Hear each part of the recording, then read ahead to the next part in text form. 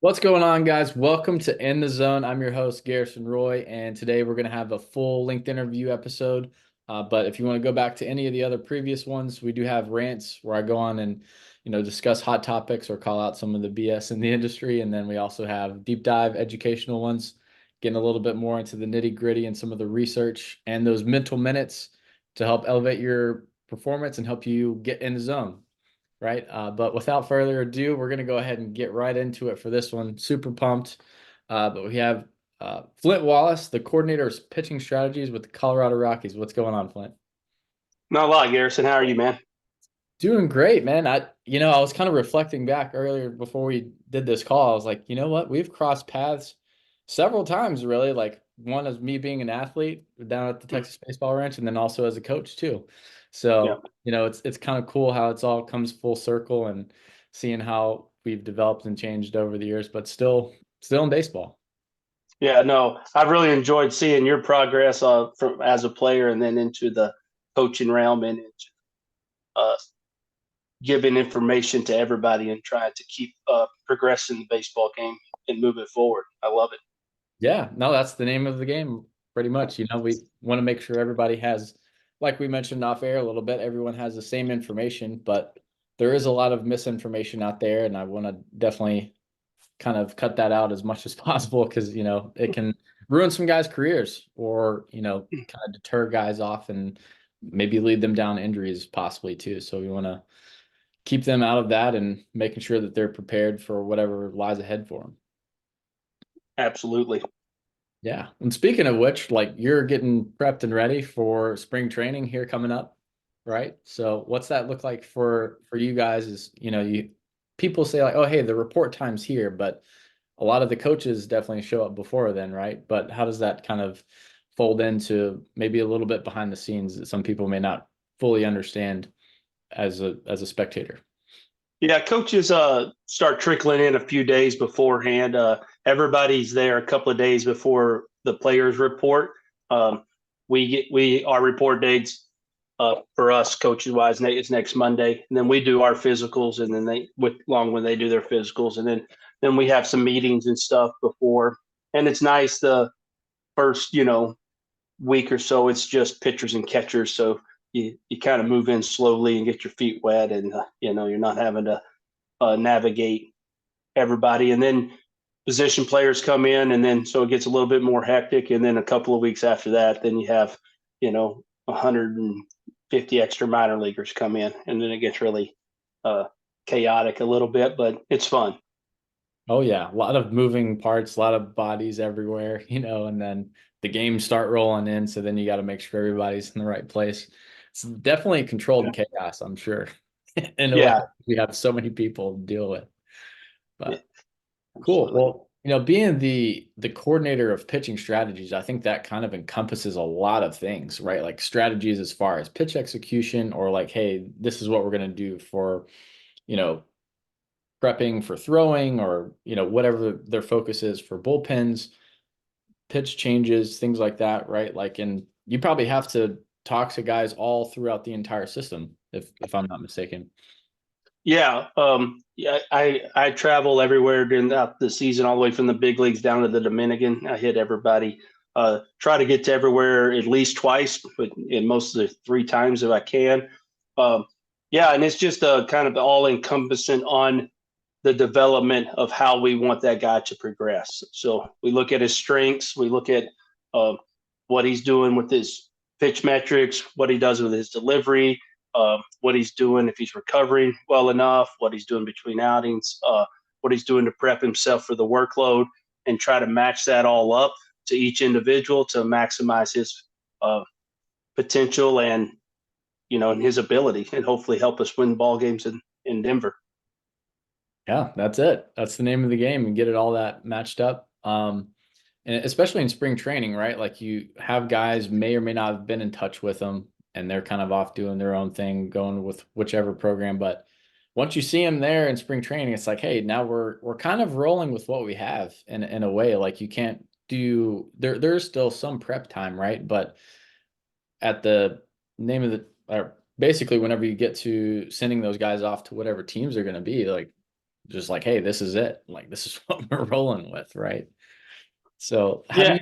how do you maneuver that to where, like, let's say maybe a guy's not too far along with his throwing plan, or maybe he's back a little bit further. How do you guys make those type of decisions on, like, hey, this guy should maybe have shorter outings starting out for spring training, or maybe we keep him back for extended? How does that typically work? Yeah. We stay in contact with our guys pretty quite a bit in the offseason. We had the 6 week period this year where we really weren't much contact, but uh, we're in touch with our guys. I would say I would doubt if we ever go more than 2 weeks without at least one of the coaches touching base with them during the times we can talk to them. So we know how the throwing programs are going, uh, if they're on pace to be where they need to be workload wise by the time spring training comes. So we have a pretty good idea where guys are. Uh, we believe in that communication process with our guys. We want to be open with them, and we want them to be open with us. We talk to them about the facilities they train at and what their training is, and what our goals are for them that we see, and what their goals are for themselves, and hopefully those are matching up with what they're doing in the off season. And then if a guy is a little bit behind, we know that usually we know going in, uh, Mhm. and we just make the adjustments according, just like you would in the season. If somebody is, got nicked up or got a little extra sore or whatever, and you have to dial back a little bit, you got to keep the big picture in mind. It's not a sprint; it's a marathon in pro ball. 100%. Yeah. And if you want these guys to stay within the system and continue to develop, there is a rush, but then there isn't a rush Yeah, in a way, right? Like, it's yeah, like, we want this to be done in a proper time, but at the same time, like, hey, we can't wait around forever for everything to basically heal. Different injuries cause maybe some guys to either potentially hang it up and or whatnot. But mhm. those are probably all tough conversations to have too, and within every type of communication that you have, and maybe even some guys that don't speak English very well. You've got a whole another system for that. So Yeah. that That's it. Yeah, you got to rely on your some Latin coaches. I know enough Spanish to get by on the baseball field, but if we go conversationally or whatever, I definitely have to have some help in that yeah. aspect of it. But they know I tried with the Spanish, and that goes a long ways with those guys. When you're at least trying to work with them and trying to talk that language and learn words, they see that, and I think they respect that. Oh, absolutely. And it's good to have the translators there to kind of help communicate, be like, okay, hey, maybe this word isn't the best thing that I'm trying to actually get across to this guy, right? Like, or it could be lost in the translation. We're like, hey, you're saying hip, but you're actually really saying something completely different in the other language, that you're just like, I Yeah, think this is it, but this is what I'm trying to say. Like, hey, rotate your hip, rotate this, or, like, get your arm up. yeah, yeah. One good thing, I guess, my style and the style we try to go by is a lot of visual learning anyway. So Hmm. carries, I think, uh, just with the amount of screen time guys have these days growing up and everything, that is pretty much all their learning language, or their number one learning language. And so as much as you can show it to them uh, in different ways and different aspect, I think you get your point across way quicker than with words and them trying to process what is going on, and picture it through words in their head. Just actually give them the picture. There's enough out there that you can find the video that you need to show it. You got plenty of video nowadays. I mean, True Media, you can spit it out all the different angles wherever you got, depending on which field they're at, right? Like, you can just Yeah, pull anything and just be like, hey, this was an outing where this was really good. This is an outing where it wasn't that good, and probably yeah, need to work on it. And this is what we got to do differently. Game plan forward, right? Like, right, pretty simple. absolutely. Love Yep. it. Love it. So I guess for you guys, and again, I don't want to give away any arbitrary information for the Rockies, but what are some indicators for maybe guys that you see within the minor league system, and you're like, okay, hey, this guy's flashing this, or maybe you see some potential in a guy. How do you, you probably already have some type of long track record of where you would want them to develop, but how do you check off and see that, like, hey, they're hitting these points to where they're able to stair step up the levels or the ranks of the minor leagues? But is there anything that you guys kind of go off of other than just the pure statistics of what they do in game? Yeah, I think especially the minor league level, sometimes the statistics get skewed what the traditional statistics are, because a guy's working on something, or one bad outing for a reliever can ruin those numbers for 6 weeks, stuff like that. So it's more of their process of how they go about things. Are they doing what they need to be doing? Do the numbers that matter for success, what we believe are for success, come over? Like, you know, is he throwing first pitch strikes? Is he getting 2 out of 3? Right? Is he pounding the strike zone? Is there some swing and miss in there at times? Different things for different guys depending on what style of pitcher they are. Are they executing what we would like them to execute their pitches? Are the metrics how we want them in the right area? Are they, is the mixing, the percentage of pitches usage what we would like to see that we think is going to be successful at the higher levels? And so there's a lot of factors why guys move up and why guys don't. But most of it is, we're always trying to reevaluate the guys on a regular basis and give them their next thing to continue to improve on. Everybody's got something to improve. Even when they get to the big leagues, they're going to have to improve on something. They may actually have to work harder then than they ever do in the minor leagues. It's harder to stick in the big leagues than it is to get to the big leagues. I firmly believe that. So getting these guys in a growth mindset that there's always something they can improve, but also trusting their stuff to know this is what I'm really, really good at. So it's that kind of fine line when you put a program together for a guy, and just how he can handle the game situations. That's part of it. How fast they can process information sometimes is part of it. It's just like why some athletes are like, some quarterbacks are great. They just can't process the information fast enough, right? Physically. And so that is a factor that has to go in there. And so the only way I believe you do that is put them in those situations as often as you can and walk them through it. Oh, absolutely. Yeah. And you got to be able to adapt and adjust to whatever's going on in front of you. For example, like a guy can't hold on runners very well. All right, well, we're going to put you in those positions a whole lot more, and maybe simulated games or simulated type of bullpen where there's a runner on first, and we're going to work on the pickoff, or we're going to work on doing this, right? And you have the resources to be able to do that. It's awesome to be able to almost kind of find out what their weak point is and then help build on that and help them develop and become an overall better athlete. So yeah, absolutely. I love what you said there too about the growth mindset. And I know back whenever I was first playing, like you were really big on that. Just everywhere where we were around is having a growth mindset where we always are continuing to get better, and you're never fully just arrived to a certain position, right? Even as a coach, I think this is something that we always have to have this little thing in the back of our head. We're like, hey, what can I get better at too as a coach? Or what's this other thing that I can help improve or enhance how I communicate, or maybe an understanding of something that I may not be the best at, whether that's pitch analytics or, maybe it has something to do with the human body, right? Like you want to always want to continue to learn and grow, no matter what. Or maybe if it's something that a lot of people don't see, it could be just overall communicating to the other departments, like the physical therapist, or the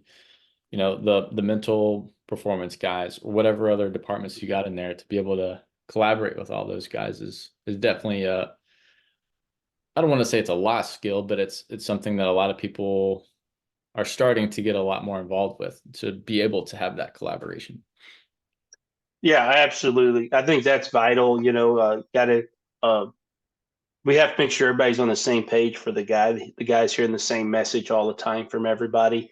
And there's parts we lean on as far as in their development that from the experts in the other departments on what he's doing. Like I'm not going to walk in there and tell them what their lifting program is, right? I can walk in and talk with our strength coach on, hey, this is what we're trying to get him to do on the mound, and he's not being able to make that movement. Is there something we can enhance or do in the weight room that could help him feel that more, or create that stability that needs to happen, or mobility that needs to happen at that point, or walk into the trainer's office and say, hey, we just don't see he's telling me he's not recovering quite like he has been. We have tests in place and stuff, but is there something that is he missing his stuff? Is he not doing this? So we can just figure out what's going on and have that communication across the board. We try to have our pitching coach, strength coach, and trainer meet once a week at all the affiliates and just go through everybody real quick, right? If the guys at status quo, it's just, hey, Garrison's great, man. We'll just keep everything's going good, But now one of us sees something start coming up. Well, Joe came in for some treatment on his elbow over the weekend. This past weekend, he hadn't been coming in. He's got a little sore, so something you can dive in there. Or we do jump scans in the weight room and stuff like that. The scores could be down, or just information where we get all that kind of stuff. It's great. So we can all plan on how to monitor, to readjust his workload for that week, right? So because the key is they still want to pitch in the games. We want them to pitch in the games.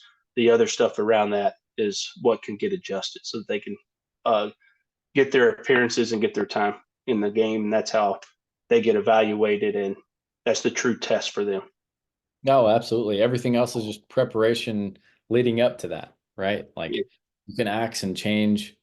And I even do this for some of my amateur guys. Like, hey, like if you don't get the lift in, but you have a game, in the next couple of days, focus more on the movement and mobility side, right? Like you don't have to tear yourself down too much in season, because you got to keep the main thing, right? You got to make sure that you're ready to rock and roll and compete the best way possible.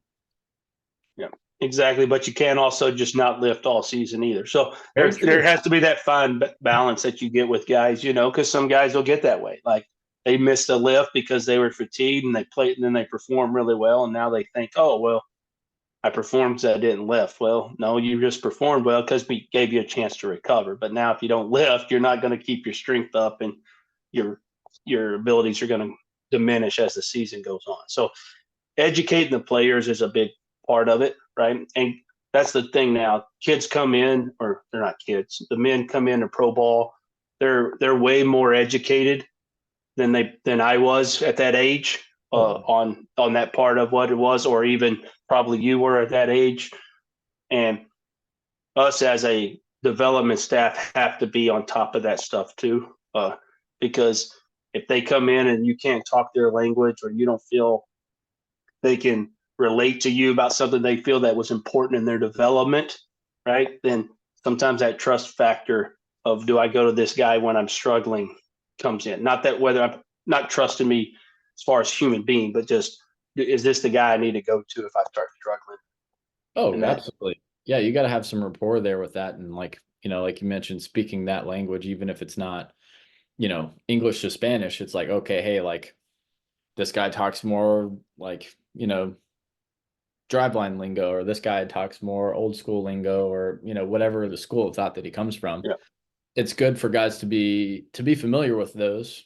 And I mean, again, I've been around multiple of those, and being able to kind of almost break it down to a system, like kind of what you're talking about. It's like, hey, okay, what's like a consistent word that we can use here? Because not everybody's using the same, like, like the scientific method, the same type of words for everything. They're throwing different words or names at maybe the same thing, like a pivot pick versus a Marshall drill was one that kind of comes to my head. Is like, hey, it's basically the same thing. Why do you call them different things? It's like, and we label them, different things for different drills and stuff. Same thing. It's all the same. You just got to teach them your lingo, teach them the systems that you have in place, and how to do that, and basically try to, create. Our goal is trying to create individualized plans for 120 pitchers a year, it's, because there's no cookie cutter way to do things. Now I do believe success leaves clues. It shows you some, you need to go see what successful players have done and then what they've done that are similar. Because I think there's themes to what they do, whether it's pitching, hitting, fielding, whatever, and try to figure out those themes to help a guy move in that way. I believe there's fundamental movements in pitching. I believe style is the guy's way of pitching, like arm slot, little flare, kind of that's the style. But within that style, there are fundamental cores that you see that have been successful throughout the history of baseball with guys that have been Hall of Fame guys who've thrown hard, who've been healthy for long periods of time. They tend to seem to all move the same way. They all look a little different because they're built different. They have a little different style. Some are, high 3/4. Some are almost straight sidearm. That's some of the thing about, I believe, where the motor preference comes in for guys. I don't think guys move differently. I think what their preference is tells them where their slot's going to be. That's how I view motor preference for most guys, right? On type of their stuff. Like if they're, if they have high pivot points in their spine, they tend to be going to be more over the top type guy because they can get a little tilt in there. If they don't, they're going to have to be a lower arm slot guy because they just don't get that tilt in the upper spine of the trunk. There's things like that. But there's certain factors that you see that all guys have. They all, most of them hip hinge, most of them drive through. I'm a big one we've been working on, and it's not a secret. If you go look, I don't know if I found a Hall of Famer whose back foot's off the ground at release yet. Yeah, there's a lot to that too. The new delivery that we see a lot of guys doing now is front foot down really early and pulling the arm through. I just don't see, if you're on one leg at release, your trunk's not stable. Anytime you're on one leg, you're not stable up the system, right? You can try it when you get home. Just try to be on one leg and you're going to be more wobbly. Even if you're on both legs with your foot turned over, you're going to be more stable and your body's going to be able to handle the force and the energy going through the system better, in my opinion, instead of the other one tends to get the force towards the end of the lever, and the lever ends up being the elbow, unfortunately, for a lot of guys. And I think that puts a lot of stress, undue stress on the elbow, when you could just fix some things lower half that still throw just as hard and be able to maybe even command a ball a little better. Sure. Oh, absolutely. And I think a lot of that too, kind of going to your point of like, okay, yeah, the back foot, it's on the ground, that's not leaking up. A lot of people see that in a way where they don't look at the other pieces. They just see the foot, right? They're like, okay, hey, what's happening to the hip and the shoulder? Well, the reason why the foot's up off the ground is because the peak velocity of the hip, the torso, and the shoulder are basically all going at the same time. Right. That sequence may not be, ideal. Again, not everybody's going to have the exact same pitch every single time or the exact same sequence, but there's a more efficient way to do it. And even before that, right? Like I agree with Lance Wheeler a lot, where he's like, hey, like go back to the beginning, go back to the leg lift or, the first move, right? Like that's going to tell you a lot of why they may not be getting into certain positions or transitioning, or even break it down even further. You're going into more of the mobility side. Like, hey, does he have the internal rotation to even get there? And that's where you can kind of go to the PT or, maybe the strength guy and be like, hey, can we maybe see if we can get a little bit more range here, or see like maybe if there is an opportunity to help him get into certain positions. How do you, I guess, communicate that? Like, we could use the same example for a guy who has that back foot kind of coming up off the ground. Like, what would be kind of the process of how you go about identifying that and trying to change it? Yeah. So I'm a firm believer, always have been, on if you start right and you finish right, the stuff in the middle takes care of itself. So if there's something in the middle that's not happening right, we always will back chain and figure out why that compensation happens. Mhm. 99 out of 100 times, it's a compensation for a movement that wasn't efficient or something earlier. Now, why that movement wasn't efficient, can be 1,000 different reasons for that, right? It could be a mobility issue. It could be a strength issue. It could be a stability issue. It could just be a movement pattern. He's grooved the wrong movement pattern issue, right? So he just has a different picture in his head or something that he's got a verbal cue that's he translated a different way than what was intended, right? So that's why I like to use video a lot instead of Oh, verbal yeah. cues, so they don't because we all view different things differently. So I think you got to go back in that, and I think when you can talk to them about, we're not trying to change your style. This is who you are as a pitcher. What we're trying to do is get you to be more efficient inside your style. Okay. And Absolutely. I always reverted back to like a track sprinter, right? Usain Bolt is really fast, right? But how much time has he spent working on his technique and this stuff? Unbelievable amount of time. He couldn't have just, if he would have not done any of that stuff and just ran, he's not the Usain Bolt that we have, right? He had always been a really fast person, but he wouldn't be the world's fastest human, right? Uh, and you see that. You always have to work on becoming more efficient, and you're never going to have it. You can only work on it. So I always say it's like your golf swing. You'll never have it. You can only work on it. Your pitching delivery is the Very same way, true. right? Because what you're and if you watch guys, their delivery at 21 is not their delivery at 28, Yeah. which is not their delivery at 33. And it's just because the changes in the body happen, right? As we grow, we lose mobility some. There's other factors that come in. Plus, we just figure out ways that work better for us. Hopefully, that's what we should be doing, is trying to figure out a way to always keep moving forward and better. Yeah. I show them, yeah, I always show them, go back and show them the videos of Steph Curry training or Kobe Bryant training, and that those guys worked out so hard every day, and they kept doing basics and kept trying to do a little bit better here, and then they would stretch themselves a little bit further once they could do that. We never have it. We always got to continue to do that if you want to truly get to the peak of your ability. So trying to teach guys that and give that to them, and show them a path on how we can help them get there, because that's what we are. We are, especially in pro ball, but I believe coach anyway, we're really more consultants, right? Sure. It's their career, but we should have systems and stuff that helps them and guides them, and let them choose that path that's going to get them there much faster and quicker, hopefully. Oh, yeah, absolutely. And there's, one guy that comes to mind.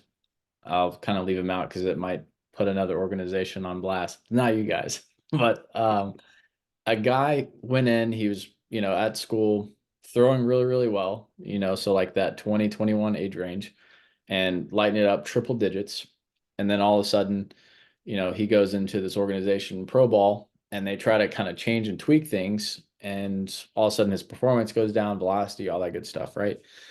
So then you're like, okay, hey, at the end of the day, if he was already doing good here, like you said, success leaves clues. Like maybe we should kind of go back a little bit more to what worked a little bit, right? Like you don't need to reinvent the wheel completely for guys. You want to make sure that they're, making changes that are helping them improve.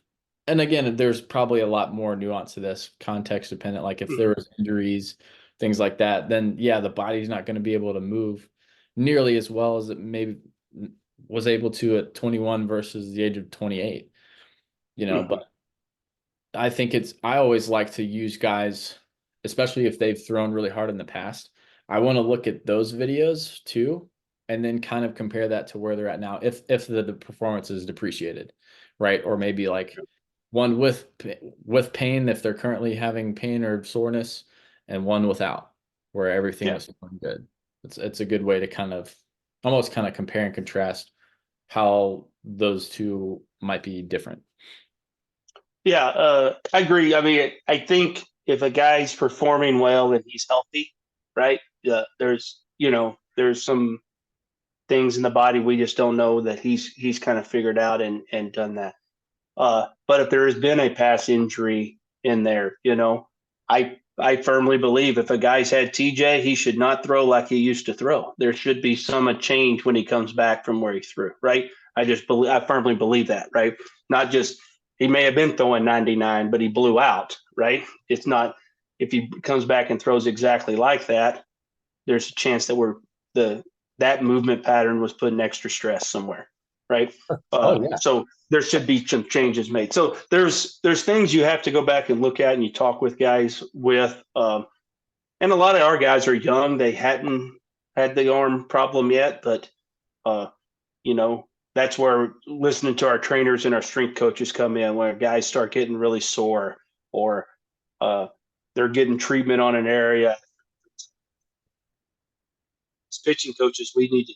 It's not like we're being uh, big brother or whatever. That's a clue for us that there could be something going on in the delivery that could be adding stress there. That maybe just a minor little tweak that could change him and let him start recovering well or be less sore. So that's the whole thing with the collaboration process. They're not going to come to the pitching coach and tell them they're sore very often. They don't want to do that, but they'll, that's why you have to be, I believe, you have to be really good communicators with your trainers, because you can tell where guys are going. Nowadays, it's a little bit easier. They all do the cupping, so you can just walk through the locker room and you can tell where everybody's sore because they got these big round hickeys all over their body where they're sore, Right. and Yeah. You'll be able to pinpoint it. yeah, it kind of tells us as pitching coaches that, okay, I can see where that guy's getting a little bit more sore, or he wouldn't be doing that. So, but that's that's how I feel you are with guys. The changes are made, and there's reasons other changes get made sometimes that with the player, like movement wise and stuff. So maybe we have to, because he can't spin a breaking ball that Oh, we think is going to be a big league breaking ball, right? Or we're trying to get him out of a dead zone fastball spin, right? And so we have to do something to change a little bit here. So, or we just don't feel that he's going to be able to make it and progress like he was, because they all have had success or they wouldn't have got to pro ball at the current absolutely. level, at the level they were at before. So, but some of that time is you have to put the big picture in mind of what we know, what can get this guy to the big leagues, right? And we firmly look at that with everybody. We do as the Rockies. I mean, I look as every pitcher as we get as there is a big leaguer in there, right? It's like building a sculpture, right? You start with this big old clay. There's an awesome sculpture inside of there, right? I believe every guy that comes to us, there's a big league pitcher inside there. Our job is to help him mold and shape himself. It's not reinvent himself, not do something different. It's what does he need to reshape here? What does he need to remold here? What does he need to do we need to relocate something here? However it works to get him to be the best version of himself, and that gives him his best shot at getting to the big leagues. And that's what I feel our job is in player development, is to help him sculpt himself into the best player he can be. Oh, absolutely. And making those decisions and changes as informed decisions, right? Like based on what you guys are seeing, like, okay, hey, these things need to be done, or these KPIs, whatever lingo you want to throw out there, Yeah. things need to be met in order for him to be at that level. 100% agree, Yeah. versus maybe, I don't know, 20 years ago, guys were just like, that doesn't look right. Our guys in this organization don't throw this way because it just doesn't look right. Right. Probably, a thing in the past, but it's just one of those things that looking back, you're like, hey, maybe we should have had a little bit more information to even make some of that. Yeah. And I think now the information's great. We can identify the guy's strengths as far as how he gets hitters out way sooner and easier. Uh, you know, we try to classify guys into what type of pitchers they are. Are they a vertical guy? Are they a horizontal guy? Traditional mixed guy? Are they an X guy? Right? There's different terms you can use, but making sure he understands what his strengths are and how he needs to go about attacking guys and what he needs to develop. Is drastically different. I mean, I'll be honest, when I was in pro ball, we threw the ball at the knees, and it didn't matter if you were a four-seam guy, a two-seam guy, a curveball guy, slider guy. That's where you went through, right? And it's okay. I mean, but the guys that tend to their metrics match that or tend to be the guys that had more success, right? A lot of times.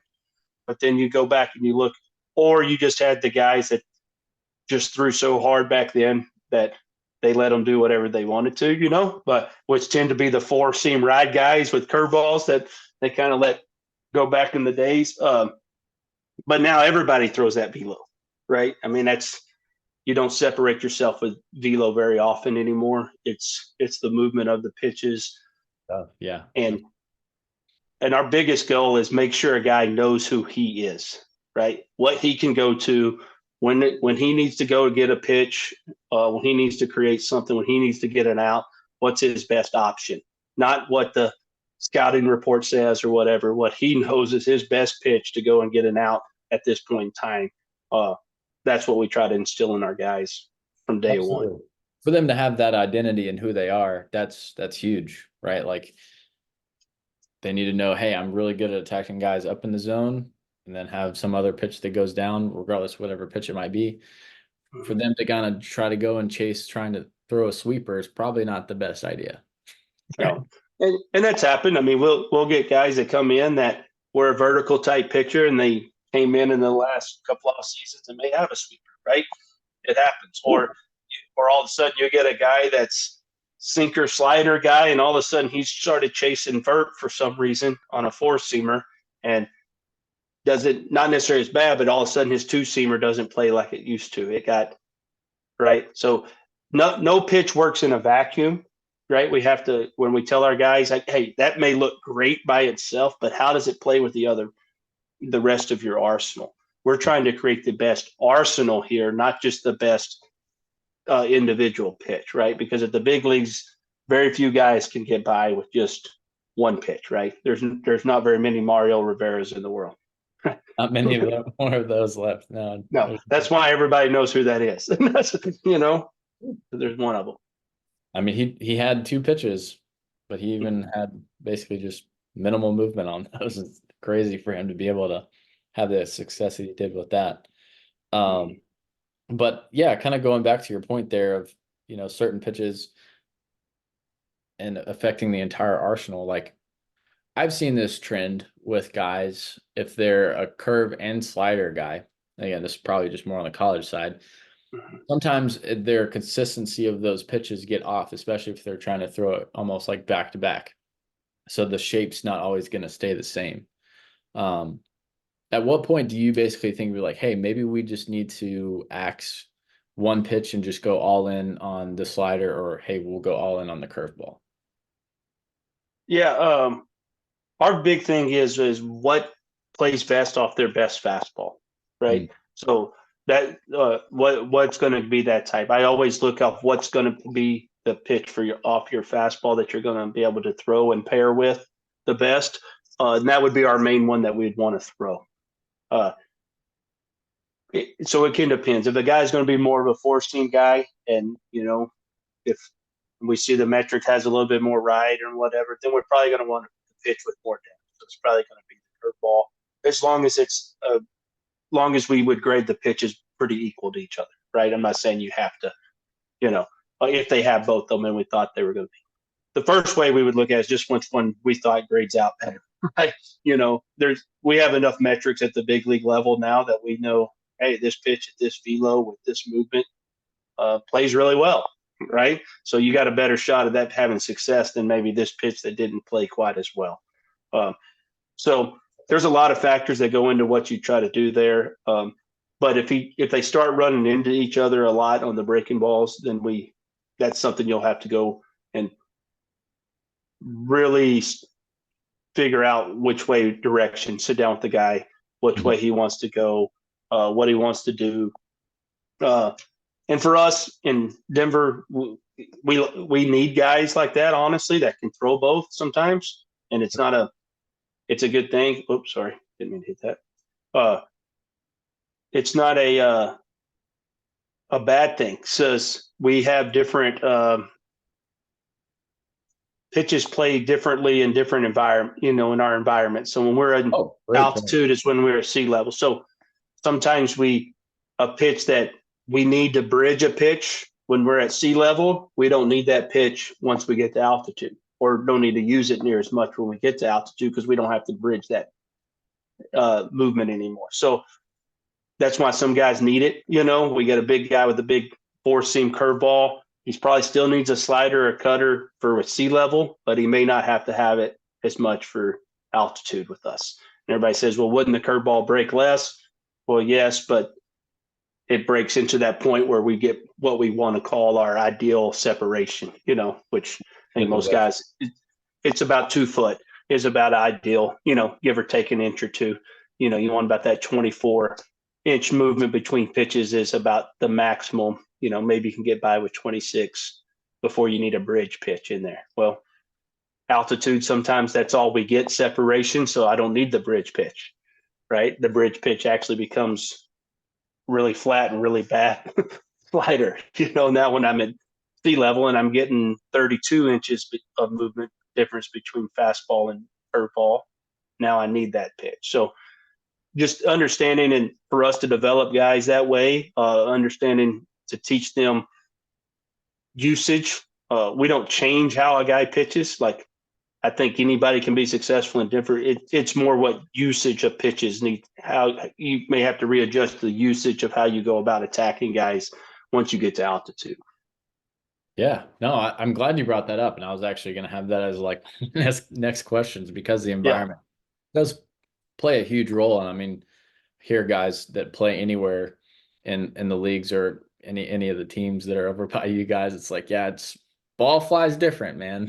Like, you got to almost cut the ERA or anything else in half because of just how, the ball just takes off, and basically a launching pad for some guys. Or, you have the change in movements, or, I liked how you use the word the bridge pitch, because that makes total sense for that environment change too. yeah. And I mean, it's not so much like, I mean, we all know the ball's going to travel a little further when it's hit and stuff. But the pitches move a little less. That's the big thing, right? We don't get the overall total movement of pitches. There are some advantages that we have. I may not go into that. One thing that All right. that we're trying to explore a little bit. But understanding that every type of pitcher can be successful in our environment. It's not like we see one guy more successful than other, or you just have to. Guys, to be successful at both places, have to learn to basically use their pitches typically different. They're not a different style of pitcher. They just have to go with different percentages sometimes at different spots, right? So, and it's no different than other guys. Like, some days my breaking ball is working, and other days it's not. So I have to go with another pitch more, right? We just, hopefully, that we have to be a little bit more understanding of what our plan of attack is at both altitude and out of altitude. Sure. Yeah. No, I love that. I mean, a lot of people don't ever really think about that, because they don't play across the nation necessarily as much. They're just, hey, we're over here in the Southeast, everything's hot and muggy, or hey, we're in the Northwest, and these things work for this way. Or, especially whenever you go to spring training, ball flight's a lot different in Arizona versus when you go up to Colorado, or maybe even anywhere in the Northeast too. So it's definitely something that a lot of people they take into account, but they don't realize how much it really can impact the game too. Right. And, and I'll put it like, people always said, oh, well, the debate was whether Todd Helton should have been a Hall of Famer because he played all his career in Denver, right? Well, I think it's much harder for a hitter to have to hit with the pitches moving. The same pitch going to move different this week than it is next week when he goes, whether he's in altitude or at sea level. And when you're a hitter close to 300 career average like Helton or whatever, I think that's super special when you're having to not only deal with the different environment, but the different breaks of pitches and how they move and stuff from week to week. So I thought he was a Hall of Famer all along, even not just because I worked for the Rockies, but just because once I started looking into that stuff and realized how hard that was to do that. So props to him. Love it. Yeah, he was a great guy to watch for sure. no denying some of those Hall of Famers out there. Yeah. Yeah. Love it. Well, Flint, appreciate you coming on. That's all the questions I really had for you, unless you had anything else you wanted to leave any of the listeners.